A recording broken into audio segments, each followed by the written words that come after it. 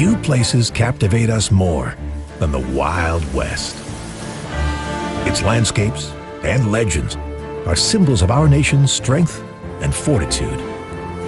But the West is also where minorities discovered newfound freedom, and Spanish Americans fought for independence. It's where hundreds of different cultures thrived and even coexisted. Our frontier was shaped by men who wanted to get rich quick and women who conquered mountains. Out here, artists had space to think, and pioneers had room to dream. This is the breathtaking, fascinating Western frontier.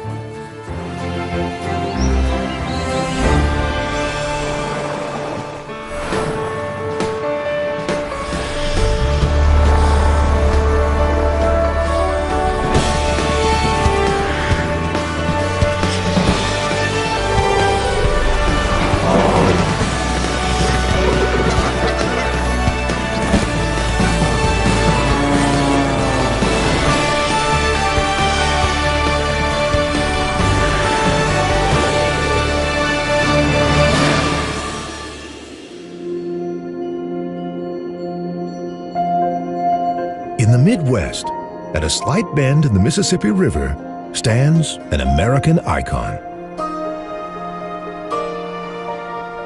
The St. Louis Arch celebrates the city's role as the gateway west. Missouri and all the land east of the Rockies had been claimed by the French.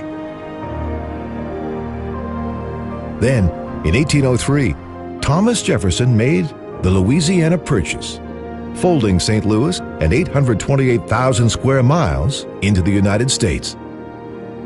Today, the site is officially named the Jefferson National Expansion Memorial in his honor. Beneath the arch is a historic courthouse, the temporary home of the Museum of Westward Expansion. It tells the story of the frontier through the many voices that shaped it, from Native Americans to pioneers, to explorers. Among them were Lewis and Clark, who stood nearby in 1804 and watched their flag rise. 2 months later, under Jefferson's orders, they sailed up the Missouri River on a journey that would change America. The men and their Corps of Discovery hoped to find a water route to the Pacific, to connect east with west. It didn't exist. Instead, they discovered hundreds of new species, encountered plains that seemed endless, and reached a view that brought them sheer joy. Their journey sparked a national fascination with the West and its promise of freedom, land, and fortune.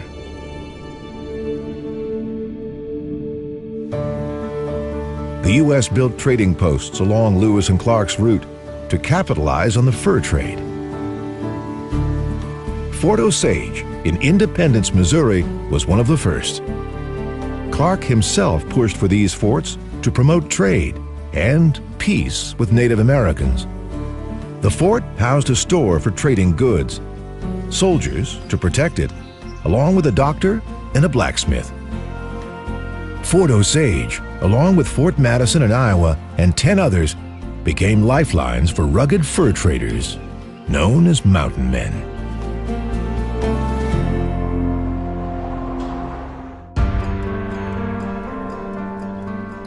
One of the toughest was Hugh Glass. His epic story unfolded in South Dakota and inspired the 2015 film The Revenant. Leonardo DiCaprio won an Oscar for portraying Glass, who traveled up the Missouri in the 1820s. Hollywood shot the movie in the Canadian Rockies, but it really took place in central South Dakota. Glass and his fellow traders traveled in small groups by keelboat. They befriended native people called the Mandan, whose earthen homes dotted the landscape. In 1823, Glass was alone on a riverbank when a grizzly attacked. Two friends left him for dead, but Glass was still alive. He regained consciousness near what's now the South Dakota border, along the Grand River. Mauled and bleeding, Glass half-crawled, half-walked 80 miles to the Missouri, living off snake meat and animal carcasses. Then, Native Americans gave him a canoe to reach the safety of Fort Kiowa. In all, Glass survived off the land for 2 months and covered a distance of 300 miles. Afterwards, he strode back into the wilderness and into the pages of history.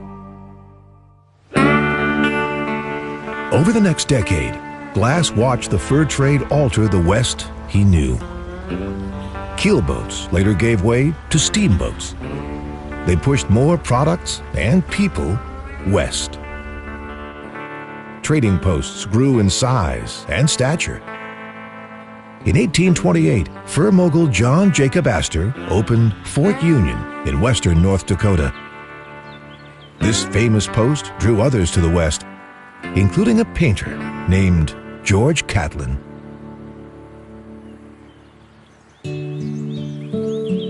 He came here in 1832, determined to document Plains Indians on their native land. Catlin feared westward expansion would soon destroy their way of life. He spent more than 5 years traveling along Lewis and Clark's old route, eventually creating 500 paintings. They show hunters amid buffalo herds and families moving across the Dakota plains. His landscapes capture Indians high above the Missouri and along the banks of the Yellowstone River. Catlin was especially fascinated by a vibrant village here on the Knife River. He walked between these circles when earthen homes stood above them, built by the Hidatsa people. They lived in the Dakotas for hundreds of years, welcoming traders and explorers. Catlin's huge body of work is now part of the Smithsonian collection. But it's only a snapshot of America's native people. From Wyoming to New Mexico, tribes had thrived in the American West for generations. Their lives depended on nature, and for centuries, the frontier remained wild despite newcomers. The 1600s brought the Spanish, who reintroduced horses to America. 150 years later, the French explored the Great Lakes region and fought the British for Western land. But the 1800s would bring change on a seismic scale. And it started with covered wagons.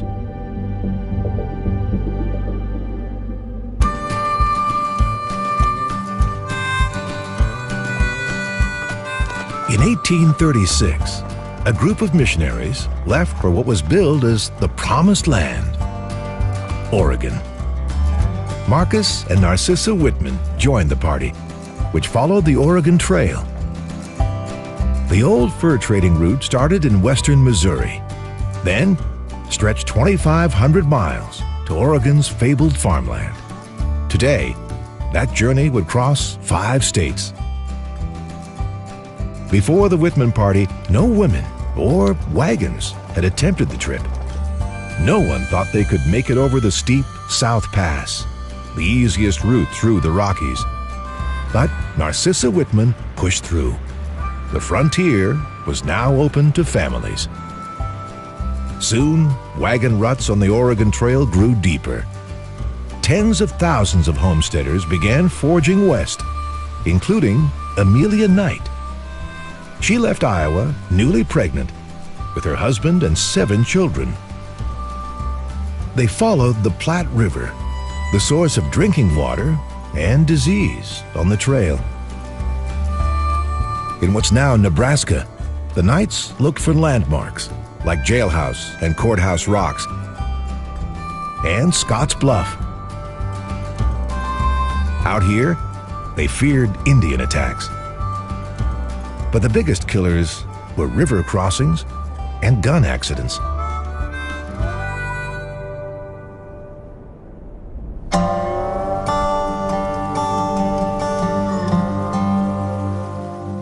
After 2 months, the Knights made it to Wyoming, where they passed Fort Laramie.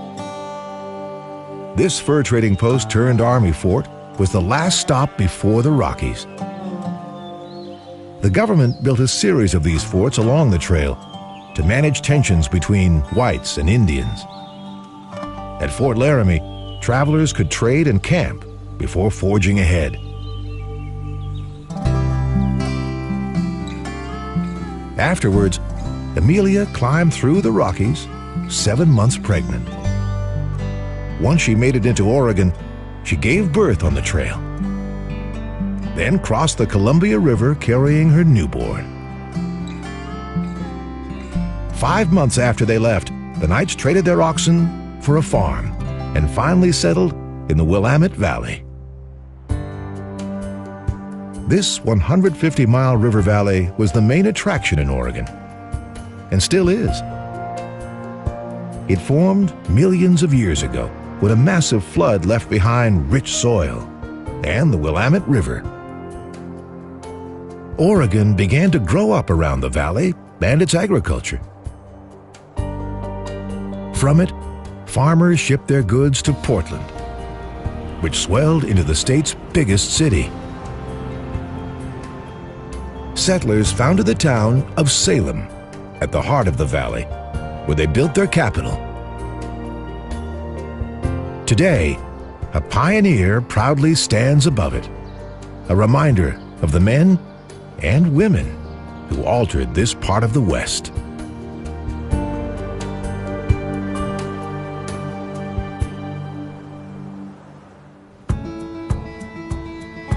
In the mid-1800s, the frontier included what's now the Midwest and the fertile land that would become Iowa. The state got its name from the Iowa people, who lived in the lush river valleys of the Mississippi and the Missouri. In the 1830s, tribes watched steamboats full of men churn by, in a precursor to the California gold rush. But these prospectors were looking for lead. They had heard about the rich deposits along the Mississippi at a place called Horseshoe Bluff. Decades earlier, a fur trader named Julian Dubuque began mining the area, along with the Meskwaki tribe. Together, they built a successful business, trading with Europeans who needed lead for bullets and tools. Dubuque became Iowa's first European settler and married a Native American woman. When he died in 1810, the Meskwaki buried him where this monument stands, with full tribal honors. In the coming decades, thousands of prospectors sailed past the site to the town of Dubuque. They turned the small community into a thriving gateway to the West. Some worked on the banks of the Mississippi in a structure called a shot tower. It was built in the 1850s to turn lead into shotgun pellets. From the top, workers poured molten lead through a grid. As it fell, the lead formed a ball. It landed in water and cooled into 19th century ammunition. Today, this is the only shot tower still standing in the American West.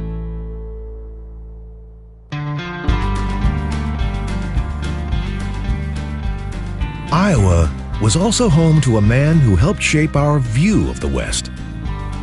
Winter said Iowa is the birthplace of John Wayne. He was born Marion Robert Morrison on this corner lot in 1907.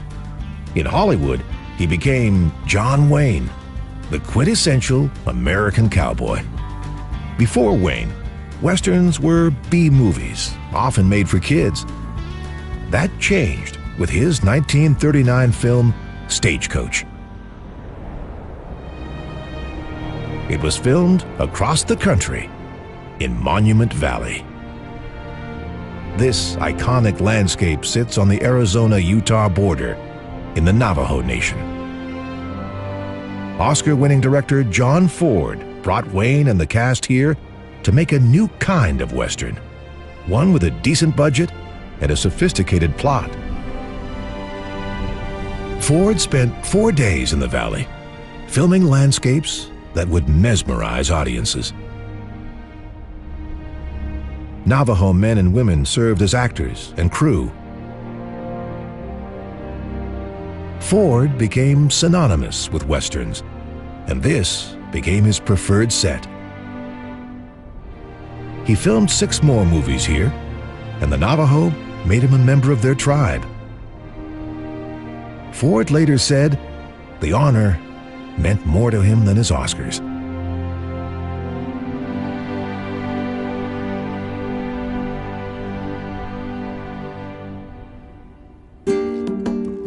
In the 1940s and 50s, Westerns became a box office hit. Wayne ultimately appeared in 83. But the genre often oversimplified the West, portraying it as a land of only cowboys and Indians. Reality was more complicated. The frontier had been a melting pot for centuries, especially in Texas. Spanish explorers arrived here in the 1600s. Native Americans greeted them by shouting "Techas," or friends, giving Texas its name. In the 1600s, the Spanish began building a network of missions that also served as forts. San Jose Mission in San Antonio was the grandest. Each one included a church, farm, and something new to Texas, a cattle ranch. On the grounds, missionaries pushed natives to learn Spanish and Catholicism, along with trade skills and cattle herding. The Spanish ruled for more than a century, until Mexico fought for and won its independence. But Texas had a problem. It was big and isolated, so white settlers steered clear. To attract pioneers, the Mexican government offered up good land at low prices. Thousands of Americans poured in, and after a few decades, decided they wanted their independence.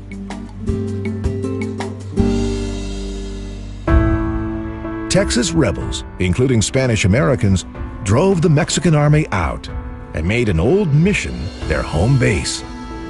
It was called the Alamo. In 1836, Mexico's president descended on the San Antonio fort. More than 180 rebels held their ground for 13 days against 4,000 soldiers. When the bloody siege ended, nearly all the rebels were dead. The leader of the Texas Army, General Sam Houston, was 70 miles away when he got word of the Alamo. He led hundreds of rookie soldiers on a hasty retreat east, away from the Mexican army.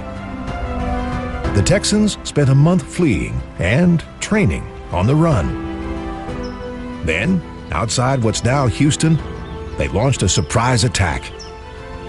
Here, on the San Jacinto battlefield, the rebels yelled, "Remember the Alamo," and descended on the Mexicans during their afternoon siesta. The Texans won in 18 minutes. Afterwards, Texas became an independent republic, symbolized by a lone star. Sam Houston was elected president and had a new city named after him. 9 years later, Texas joined the Union.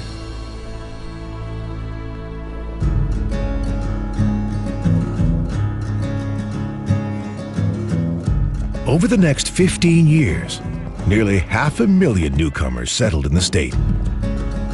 They made their living farming and herding cattle, carrying on the Spanish tradition. In the 1860s, cowboys emerged, men who earned a living driving cattle north. But after 2 decades, the open range was sliced up with the advent of barbed wire. With it, cattle could be contained, and old-school cowboys were no longer needed. The cowboy era ended, and the myth-making began. Early versions of rodeo started, spreading to Wyoming, New Mexico, and Kansas. At first, cowboys gathered for informal contests, roping and riding. The first modern rodeo was likely orchestrated in 1882 by Buffalo Bill Cody. His famous Wild West show brought the frontier east and even overseas. Cody's show, along with dime store novels, transformed cowboys into larger-than-life characters, ones that later dominated movies, radio, and television. In the 1980s, one well-known cowboy emerged here at South Fork.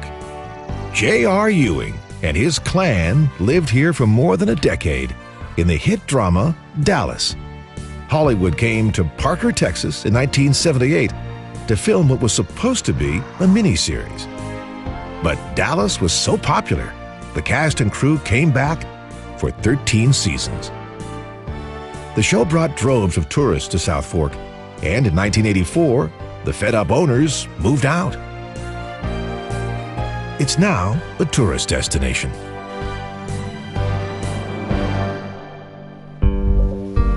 Today, Texas is probably best known for oil. Native Americans and Spaniards found it first in the Gulf of Mexico, but it was of little use.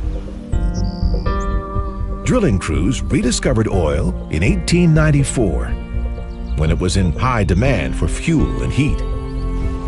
One of the biggest finds was in Spindletop, where oil once shot 100 feet into the air. The state's oil industry took off, transforming the Texas landscape. Small towns swelled into cities, and cattle pastures were replaced by oil wells.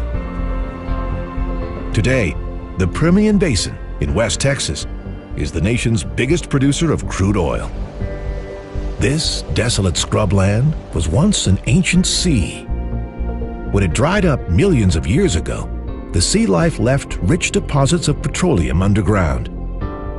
In the 1950s, those deposits drew businessman George Bush and his wife Barbara to the town of Midland. They lived in this house with their 4 children, including George W. W eventually settled in Midland with his own family before donning a cowboy hat all the way to the White House. The frontier has shaped political leaders and religious ones. In 1847, Brigham Young and 150 others entered Utah, looking for a place to practice their new religion, Mormonism. By then, the Mormons, also called Latter-day Saints, had attempted to settle in 4 states, including Nauvoo, Illinois. But they repeatedly clashed with non-believers over customs, politics, and land. In 1846, Young decided to leave the states for good. He chose a valley beyond the U.S. border, in Mexican territory, that's now part of Utah. Young and his followers walked 1,000 miles and over 2 mountain ranges to reach the Great Salt Lake. When his followers saw it, after 8 months of traveling, they were skeptical. But Young believed that this was an anointed spot, where isolation would help Mormons bond and thrive. Within a year, 16,000 Mormons followed. In 30 years, LDS followers started nearly 400 communities throughout Utah.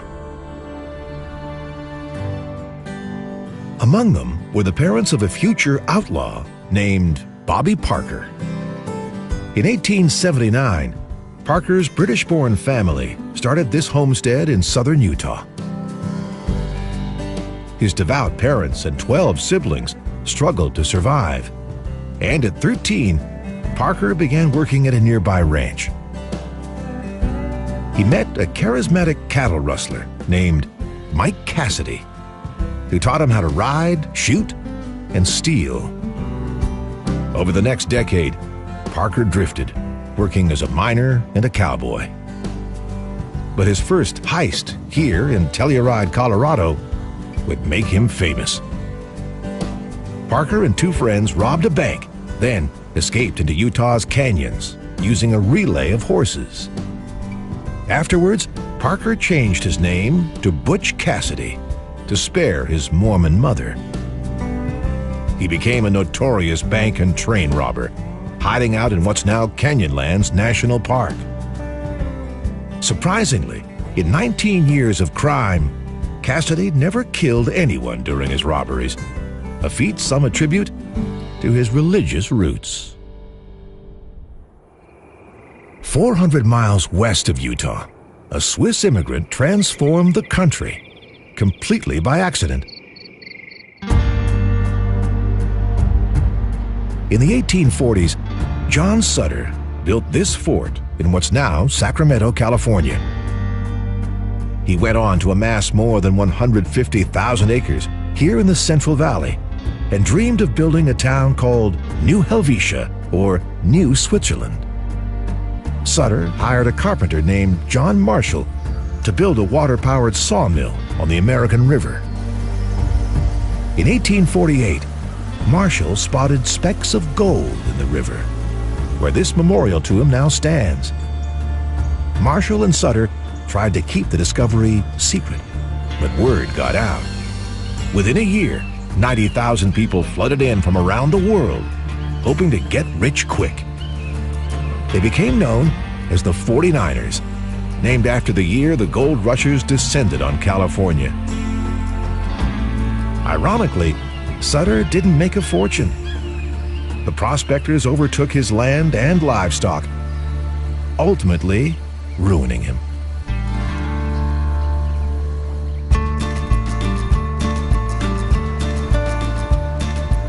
To reach Sutter's land, many came through the port of San Francisco, then a town of around 800.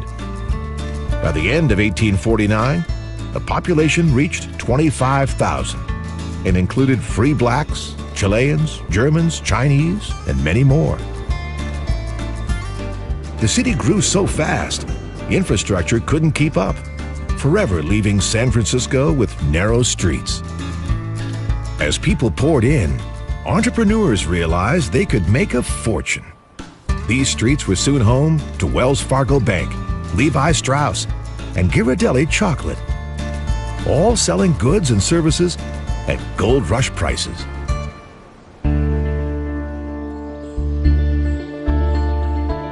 Sutter's Mill was the first in a series of strikes that kept people coming to California.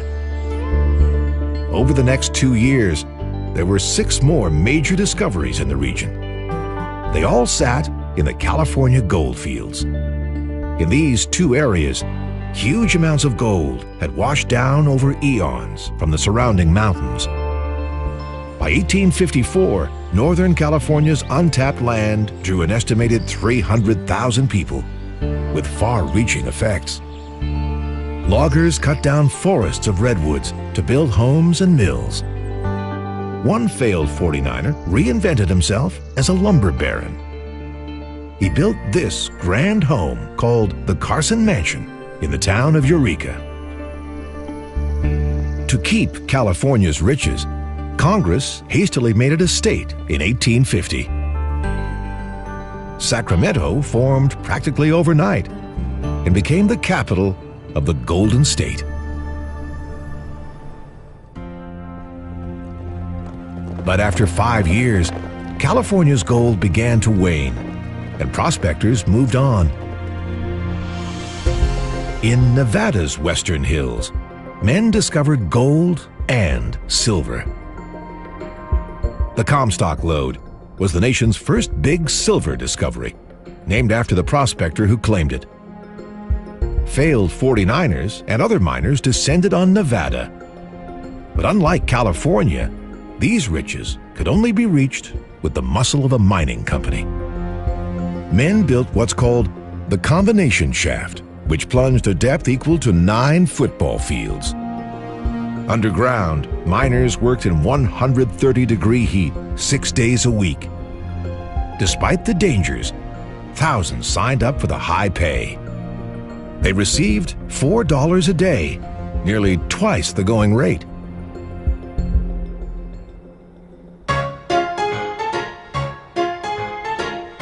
The Comstock miners set up a crude camp that became the boomtown of Virginia City. Saloons, opium dens, brothels, and even a few churches popped up. One of the first hotels, the Gold Hill, was built in 1860 and is still operating today.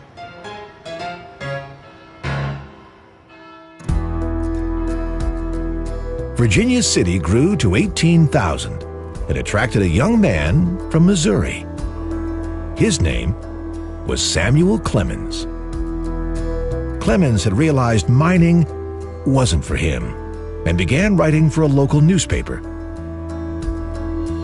In what's now a museum, he worked for the Territorial Enterprise and first used his pen name, Mark Twain. For 2 years, Twain wrote news stories and tall tales about Comstock until he moved on to California. Virginia City also drew a failed 49er named George Hearst. He made a fortune, lived in this grand home, then became a U.S. Senator. His only child and heir was William Randolph Hearst, who built Hearst Castle in San Simeon, California. The Comstock lode put Nevada on the map. Virginia City got a railroad, which transported raw material to nearby Carson City. This small town became the capital of the Silver State, the site of a U.S. mint, and a pit stop for the rugged riders of the Pony Express. They galloped past Carson City along this road, carrying letters cross-country in days instead of months. From St. Joseph, Missouri, a relay system of riders sped west, along the same paths as pioneers. They carried letters to the growing farming, cow, and mining towns before arriving in Sacramento, California. The ruins of one Nevada Pony Express station are still visible today in Sand Springs. Riders stopped at a station every 10 miles for water and a fresh horse. Nearly 200 structures once stood across the West. They made the service fast but costly.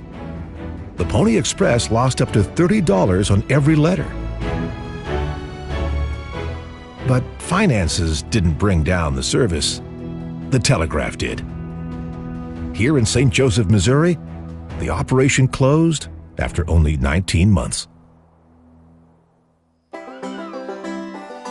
The 1860s ushered in the West we all know, filled with colorful characters like Jesse James. He was born in 1847 on this small farm in Kearney, Missouri. When he was 16, Civil War gripped the country, and James joined a guerrilla group that backed the Confederacy. Jesse and his brother Frank launched a series of vicious attacks on Union soldiers.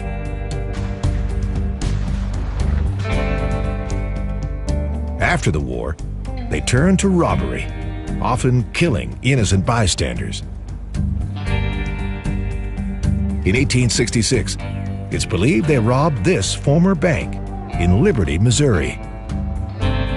It was the first heist of its kind during peacetime. The thieves fled with $60,000 and killed a witness. The James brothers and their gang would go on to rob 25 banks and trains, often bragging to newspaper reporters afterwards. Finally, in Missouri's capital of Jefferson City, the governor placed a $10,000 bounty on Jesse's head. He was living under an alias in this St. Joseph house when a fellow gang member shot him to collect the reward. Jesse's body was returned to his family farm and buried on its grounds.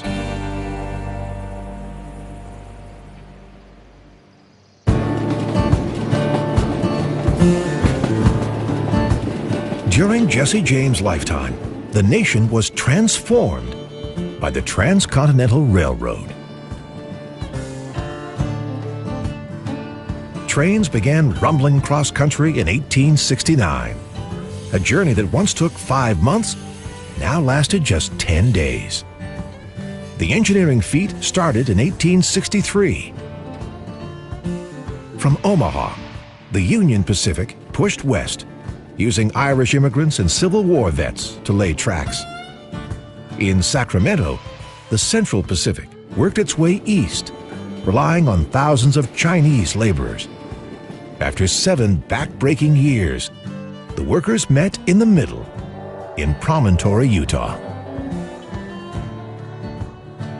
Reminders of those days still stand in the West. One of the most unique is in southern Wyoming.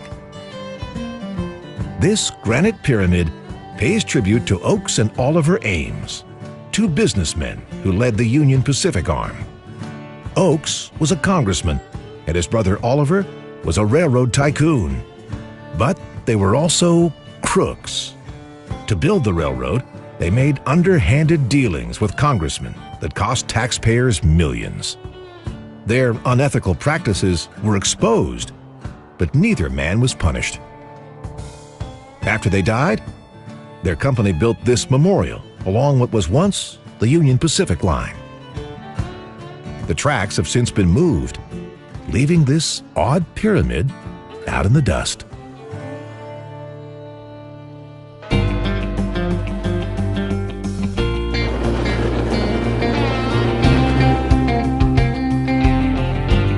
"30 miles east of the pyramid, the town of Cheyenne became a railroad hub. The Union Pacific built this grand depot in 1887. It was the first of many stations designed by the famous architect Henry Van Brunt, and one of only 2 still standing.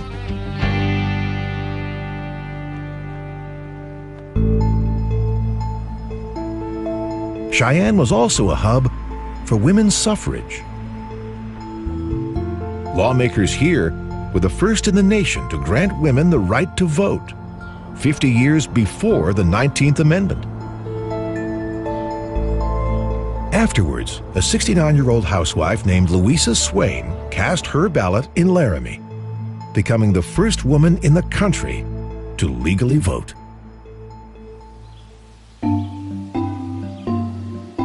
Wyoming became known as the Equality State, and a place where women could break new ground.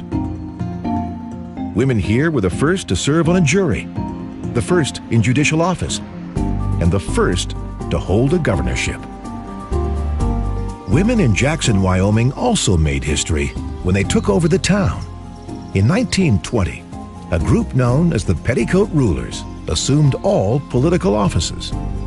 They pulled off what their male predecessors could not, by cleaning up the town, collecting debts, and working together. In Wyoming, the U.S. government also tried to crack down on outlaws. In 1872, the U.S. opened the Wyoming Territorial Prison, one of 3 penitentiaries they'd build out west. Its cells held thieves, murderers, and train robbers, including Butch Cassidy. He was a model prisoner, released after just 18 months. Afterwards, Cassidy formed the Wild Bunch, the most successful train-robbing gang in history.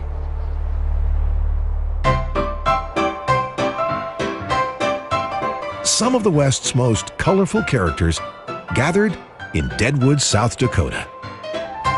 Among them was Nate Love, a slave turned cowboy who arrived in this mining town in 1876. He likely rubbed shoulders with Wild Bill Hickok, an outlaw turned lawman who frequented the gambling halls. Hickok was shot and killed here in Saloon Number 10 while playing poker. He was buried in the nearby Mount Moriah Cemetery, also the final resting place of the folk hero Calamity Jane. Both characters recently came to life again in the hit TV series Deadwood. The American Southwest was once home to the legendary outlaw Billy the Kid. He's known for crimes in New Mexico, but Billy is believed to be a native New Yorker. He was born William McCarty and pushed west on the Santa Fe Trail at the age of 14. His Irish mother wanted her family to escape factory life and hoped they could mine for silver. They passed army forts like this crumbling one in northeastern New Mexico before arriving in Santa Fe. This was new territory for the U.S., acquired after the Mexican-American War. McCarty entered a world that was more Spanish than American, and he embraced it, learning to speak the language and dressing in the Spanish style. A year after arriving, his mother died. Alone and desperate, McCarty began stealing to survive. He'd go on to kill 9 men as a young man and became known as Billy the Kid. Billy was arrested repeatedly, but always escaped. Then, lawman Pat Garrett locked him up at the county courthouse in Lincoln. At 21, Billy was sentenced to hang. The Kid managed to escape one last time by killing his 2 guards. Billy fled into the New Mexico plains, but Garrett found him and shot him, ending the life of Billy the Kid and transforming him into a legend. The wilds of New Mexico were also home to the Apache, nomadic people who migrated along the Rio Grande. For centuries, they survived hunting pronghorns and buffalo. The Apaches were known for their vicious attacks on settlers and the U.S. Army. One of their most feared warriors was a man named Geronimo.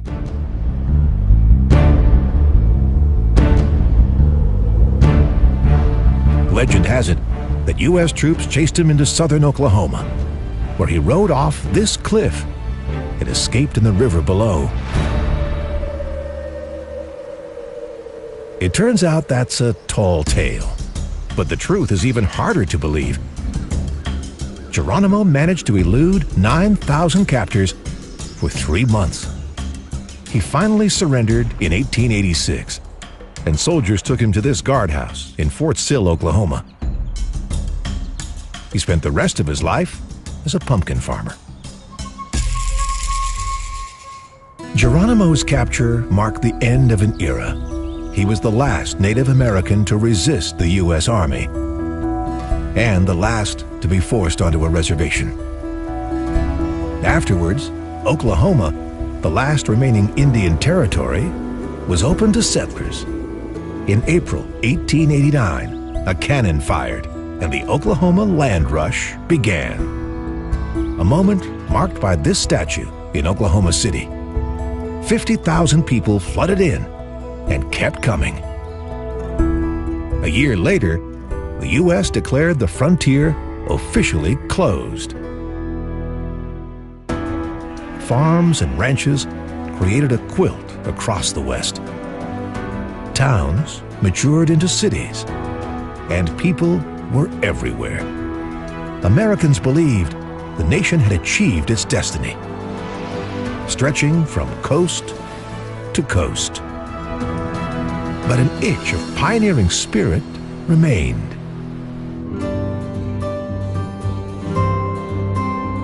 The country shifted its gaze hundreds of miles north to Alaska.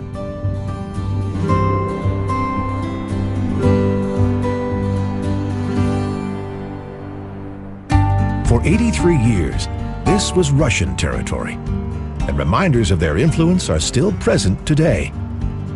This Orthodox church stands in Sitka, once the capital of Russia's Alaskan land.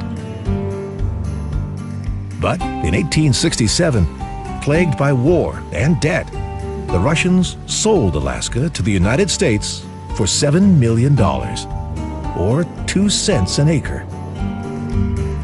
Most of Alaska's residents were native people, including the Aleuts and Inuit. Then came the Klondike Gold Rush. In 1897, 100,000 men, called stampeders, began pouring into Alaskan ports, including Skagway. One of them was Jack London, who traveled 2,000 miles from San Francisco. He rested and bought supplies here before setting out for the Klondike, a journey that could take more than 4 months. From Skagway, London faced the 33-mile Chilkoot Trail, a nearly vertical ascent into the mountains. He spent 20 days hiking back and forth, hauling up 1,500 pounds of food, often in freezing temperatures. Some exhausted prospectors simply abandoned supplies, like these canoes, shortly after they started. After the Chilkoot, it was still 600 miles to the Klondike. London would never make it. He contracted scurvy and was forced to return home. But he didn't leave empty-handed. His trip inspired the book, The Call of the Wild, about a sled dog who, against all odds, conquers the last frontier.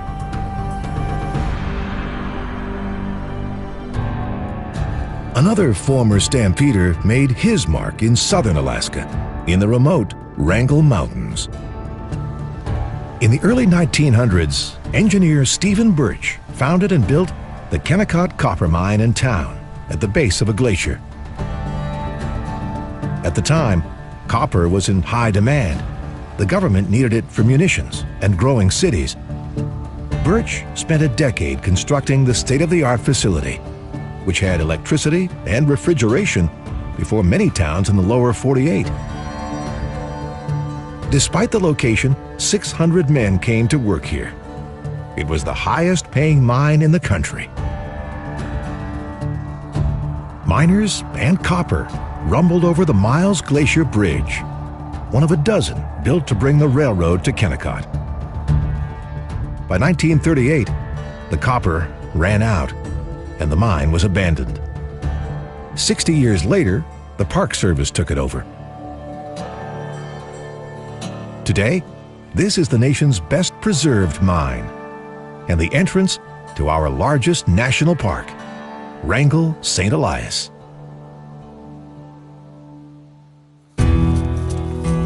It's one of 8 massive parks in Alaska designated to keep parts of the West wild.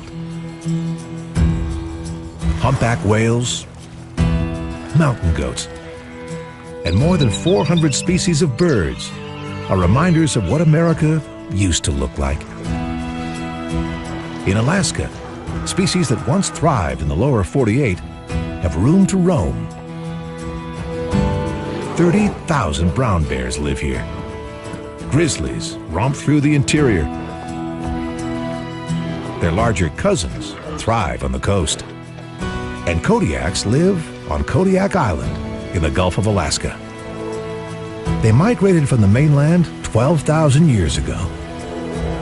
When the last ice age ended, the bears became isolated.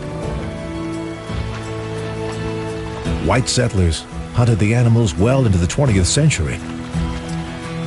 In 1941, President Franklin Roosevelt created the Kodiak National Wildlife Refuge, protecting the bears and 1.9 million acres. Today, Alaska's brown bears are helping scientists. NASA is studying how the animals retain muscle and bone mass during hibernation. The research could lead to extended space flights and the next final frontier.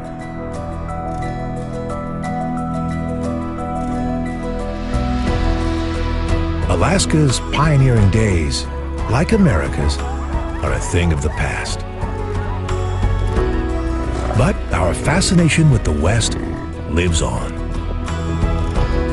Today, filmmakers still head to Monument Valley to shoot westerns. Presidential hopefuls still wear cowboy hats to come across as good guys. And consumers still want stories from the West in novels and on TV. No matter how it's packaged, the frontier continues to loom large in America as a place full of big personalities, big ideas, and even bigger dreams.